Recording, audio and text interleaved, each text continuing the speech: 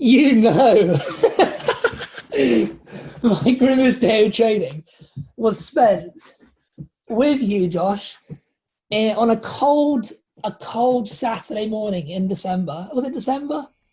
Late December it must have been, and we'd had our squad lads AGM, which is basically, for those that you don't know, one massive sesh, and we just get all of our drinking out on one night, and yeah, just go full ham. And I reckon we got home at like 3:30, and we got up the next day, and it was pissing down with rain. It was just miserable. It was cold. It must have been like 1 or 2 degrees, and Josh and myself went out for a ride, and we did Rigos as well. We did Balkan Rigos, which is a just over a 4-hour ride, which is basically leaves Cardiff and heads into the Welsh Valleys.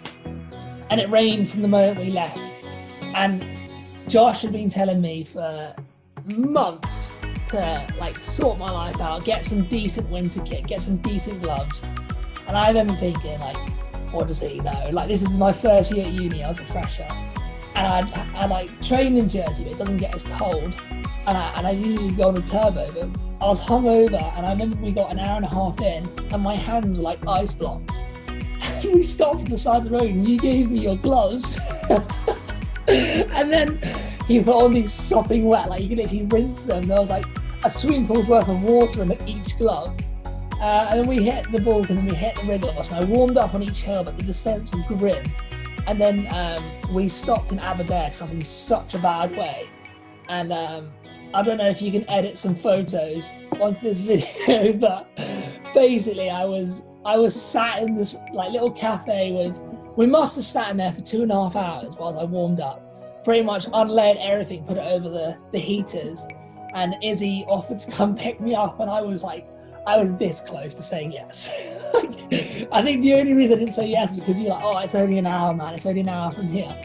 And then this is the next part of so obviously freezing cold, it's still kind of raining. We sat in a cafe, and because the nights are coming in much earlier, I, being me, unequipped, had no lights. So, but obviously Josh, being well organised, had your flashing gilet and a backlight. So we basically tandemed home. So I had the backlight on my bike, and he had the flashing light on the front of his. I could have cried. It was that, but it was like, I kept putting it down to like, this is a good day for experience and learning and team bonding. But yeah, that was hands down the grimmest day of training I've ever had. Needless to say, I went and bought some kit after that.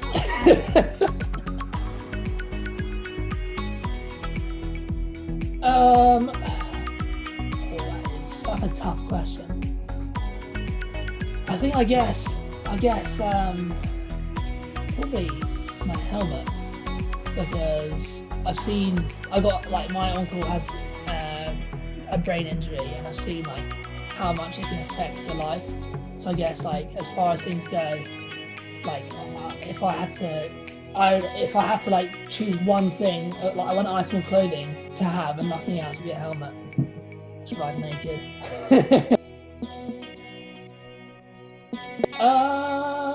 Well, I kind of learned that I don't really have much going for me outside of triathlon in the last 6 weeks. I guess if I can leave the house, I'm probably the most social person. Well, not the most, but I'm very, very social person. I'm sure that all my friends can agree to that. I absolutely hate my own company.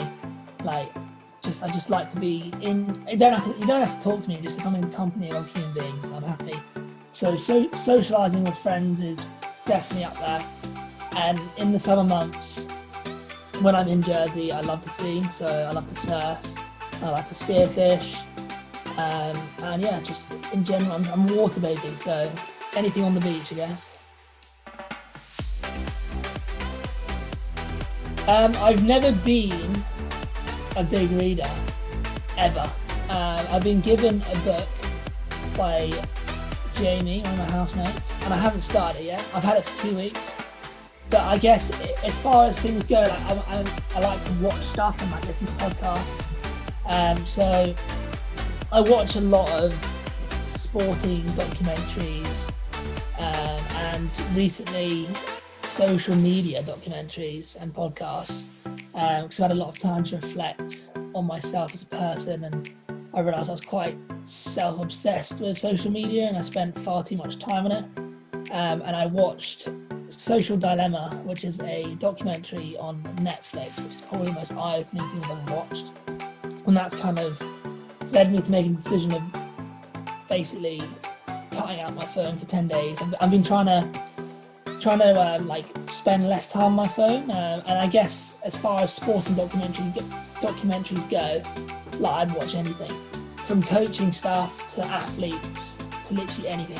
I love like all sports, and I think I apply everything that I listen to like a tennis player's mindset or a basket player's mindset. So I watched Michael Jordan's documentary on Netflix and I was like, this guy is incredible. Like his mindset is just insane. And I'm not sure if I'm the only person that does this, I'm sure I'm not, but I apply everything that I listen to in the world, so like documentaries and Netflix series and podcasts, into myself, and I think, right, so that guy's doing that and that works for him. Can I implement that in my life to make me a better person or a better athlete? And I think like by watching these like, I guess, educational or listening to the educational documentary podcasts, I'm like bettering myself as an athlete. So it's like I can sit down and watch something and get engrossed in it and then take positives away from it as well. I still like, I have been, but like it's not been like I've never like open my laptop and watch something like The Simpsons or like Rick and Morty or something like that, because like although it's like, that's for me almost like background TV. If I'm doing something else and I want something in the background just to listen to, or just background noise, because that's how my spectrum brain works.